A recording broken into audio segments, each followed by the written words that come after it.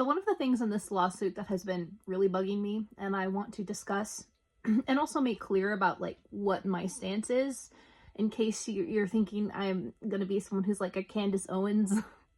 I'm not a conservative. I wouldn't call myself a liberal either. But I'm a feminist. I am a feminist, and I'm a feminist who supports Justin Baldoni. And my brand of feminism might be different from your brand of feminism. As a feminist, I am supporting the man in a sexual harassment lawsuit where he is being accused of the sexual harassment. Seems kind of contradictory, right? It seems so on the surface, but let's get into why I think that if you are supporting Blake Lively, that's just, it's fake feminism. It's not real. It's an illusion. This woman made a movie, or was part of a movie, and a part of, marketing a movie about domestic violence. And the way that she handled that shows me that she is not a friend to women. No. She is not. Domestic violence is something that affects a lot of women in the world. And she dealt with it so cavalierly. She was the embodiment of toxic positivity, trying to just ignore the negative and, more meaningful aspects of the movie and just being like, hey, grab your girlfriends, wear your florals, let's go watch a fun summertime movie.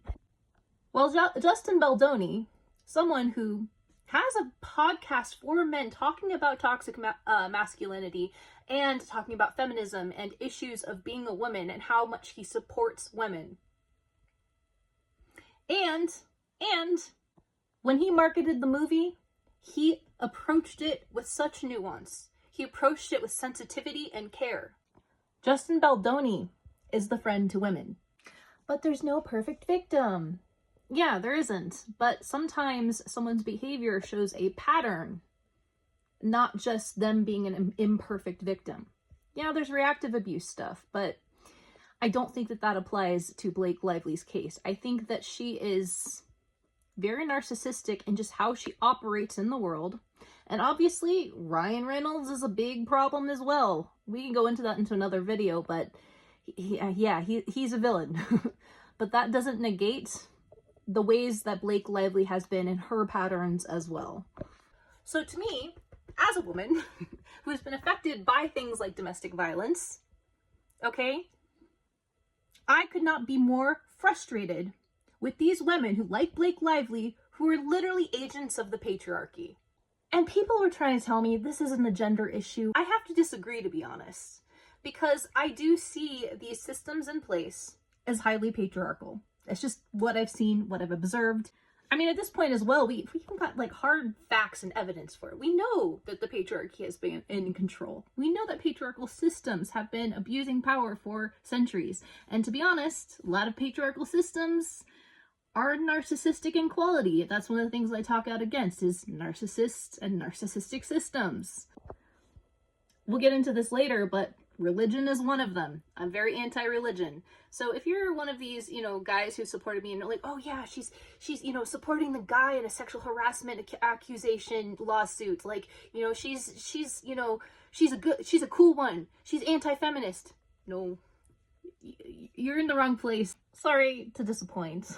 In fact, I think that if you're a feminist and you're supporting Blake Lively, this is what I hate. Okay, I feel like feminism gets a bad rap because it's people like you who are supporting this fake feminist who use their gender exploiting feminism, exploiting women, and gaining from the patriarchy as well. She's literally just gaining from all of it.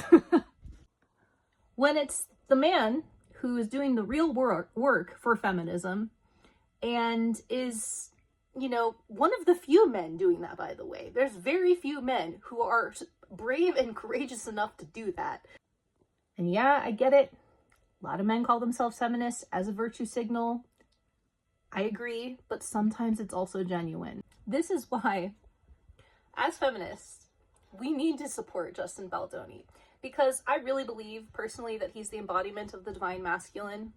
He's recognizing his correct role as a masculine in leading with not domination, but with understanding, with giving women a space to expand and be themselves and speak. And that's what he does with his podcast. If you look at it, he includes other women.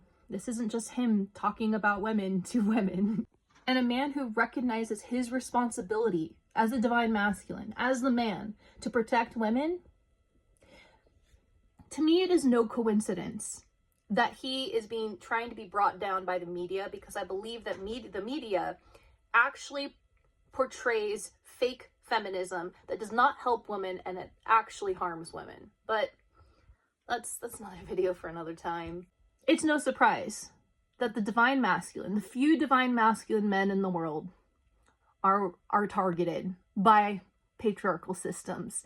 Targeted by the patriarchal system masked in feminism. It's rich. It's just the irony. It's a lot. And I think it is so interesting to see that when men try to fight for women and become feminist, guys like Ryan Reynolds make fun of him and he created the character Nice Pool to say, oh yeah, I'm a feminist. And yeah, I get the point. I get that, like, men do virtue signal with that. However, it also gives off the impression that if a man ever calls himself a feminist, that he is being fake. That men are so incapable of caring about women that anytime they call themselves a feminist, it's fake. It's a fake. Like, the implications of that. But as women, we need to recognize that sometimes supporting women who are part of these patriarchal systems is supporting the patriarchy. At least the evil patriarchy. I like to call it the fake patriarchy because I don't have a problem with men being in charge as long as they recognize their role is to protect women and not to exploit them. So yes, this is a patriarchal issue. This is a gender issue. It's just an inversion of what you would expect. Because sometimes supporting certain women who are agents of the patriarchy is supporting the patriarchy, and supporting certain men, like Justin Baldoni, who represent the divine masculine, who fight for women, is supporting women. And it's supporting healthy masculinity and good role models for men. Because even as a feminist, I care about men too. The patriarchy hurts men too. But I think it's a testament to his character, what he's doing in the world. And of course, that's not the main reason that I'm supporting him. It's because I do think that he is innocent. And let's hope the justice system reflects the truth. That's all I want.